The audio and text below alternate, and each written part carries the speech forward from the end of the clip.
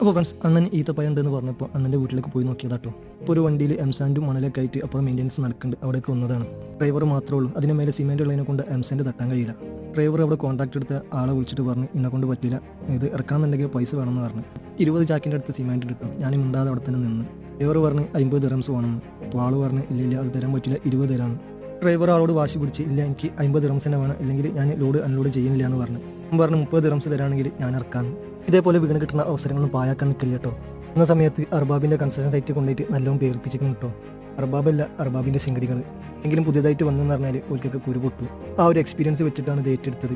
എന്ത് ബുദ്ധിമുട്ട് സഹിച്ചിട്ടായാലും വേണ്ടില്ല, എങ്ങനെയെങ്കിലും ഇവിടെ പിടിച്ചു നിൽക്കണം എന്നുള്ള ഒറ്റ ലക്ഷ്യമുള്ള എനിക്ക് അന്നൊക്കെ മനസ്സിൽ. അൽഹംദുലില്ലാ അതിനെക്കൊണ്ട് ഇന്ന് വലിയ ബുദ്ധിമുട്ടുകളൊന്നുമില്ല.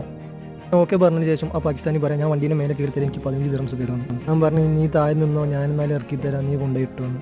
നോക്കുകൂലിയാവും വാങ്ങണ്ടെന്ന് കരുതി അത് ഫുള്ളും ഞാൻ ഒറ്റയ്ക്ക് തന്നെ ഇറക്കിട്ടോ.